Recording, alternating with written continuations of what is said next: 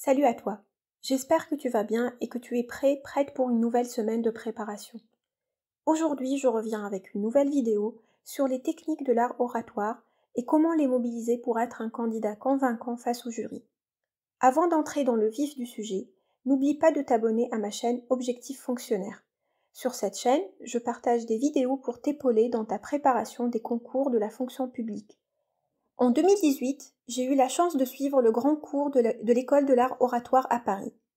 Même si on était trop nombreux pour bénéficier d'un coaching individuel, j'ai appris plein de choses extrêmement utiles qui m'ont aidé à mieux réussir mon oral d'ingénieur en chef.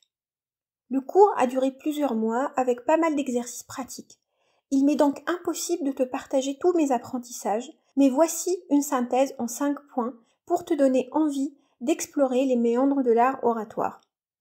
Et pour découvrir la suite, tout ce que tu as à faire, c'est de t'abonner. Actuellement, à l'heure où je te parle, on est 180 abonnés. Et dès qu'on dépasse 1000 abonnés, je poste une vidéo plus détaillée. Le premier point à retenir, c'est que gérer son corps n'est pas une question de forme. L'entretien avec le jury est un tout. Beaucoup de candidats ont une expérience significative, des compétences techniques et humaines, une culture territoriale respectable, mais sous-estiment la dimension corporelle de l'entretien. Réussir un entretien, c'est maîtriser son sujet, le verbal, mais aussi maîtriser son corps, c'est-à-dire le non-verbal. Le deuxième point à retenir, c'est qu'il y a une différence entre le travail d'auteur et celui d'acteur. Lorsque tu prépares ta présentation personnelle ou tes réponses aux questions susceptibles d'être posées, ce que tu fais, c'est un travail d'auteur. Une fois en entretien, tu es dans la position de l'acteur et tu as un pouvoir de vie et de mort sur l'auteur. Tu es acteur et ton rôle est de faire apparaître un personnage, d'incarner le professionnel que tu as envie d'être. Comme on dit, ce qui compte, c'est l'attitude que tu dégages. Il ne suffit pas de dire ce qu'on a prévu de dire, mais d'aller au-delà avec et grâce au public. Troisième point à retenir, c'est qu'il existe un contrat entre toi, en tant qu'orateur, et le jury en tant que public. Concrètement, ce contrat se traduit par 3 points essentiels. Le premier élément, c'est le contrat de la rampe, qui sépare l'orateur de son public, toi du jury.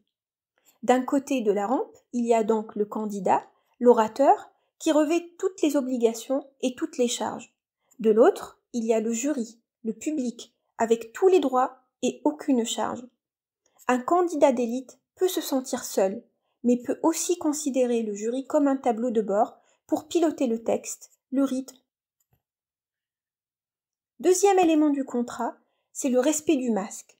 Ton rôle est de livrer un personnage, la traduction physique d'une logique de pensée. Le personnage est toujours plus grand que ta personne. C'est une construction, une incarnation de la fonction que tu vises. Administrateur, ingénieur en chef, ingénieur, attaché, etc. Quand le personnage est bien joué, il exprime le style de la personne. Dernier élément, le contrat implique une obligation scénique, composée de la posture, du regard et de la voix. Et c'est ce qu'on va voir à travers le point numéro 4. Et ce qu'il faut retenir, c'est qu'il ne faut jamais rater son rendez-vous, cet acronyme qui signifie regard, dos et voix. Le point de départ du rendez-vous est la verticalité de la posture, soutenue par le dos. C'est grâce au dos bien placé qu'on peut se tenir droit, sans être rigide ni figé, en position assise ou debout. Vient ensuite l'horizontalité du regard, correctement posé. Sans balayer ni glisser, le regard se pose de manière aléatoire, au hasard, en insistant sur l'un, l'autre, puis l'ensemble, avant de revenir sur un membre du jury. Le regard permet d'entrer en empathie avec le jury et de se connecter avec lui. C'est grâce au regard que tu peux calibrer ton discours, le rythme et le temps. Enfin, la voix révèle le personnage et son style. C'est la traduction du projet musical de l'orateur qui doit vouloir une belle voix. Dernier point à retenir, c'est que la maîtrise du regard et de la voix permet de produire un discours qui sonne juste. Le regard est continu, la voix est discontinue. Le regard maîtrise le temps maîtrisé donne le rythme. La voix maîtrise l'espace. Le regard travaille dans la relation singulière, la voix dans les relations plurielles.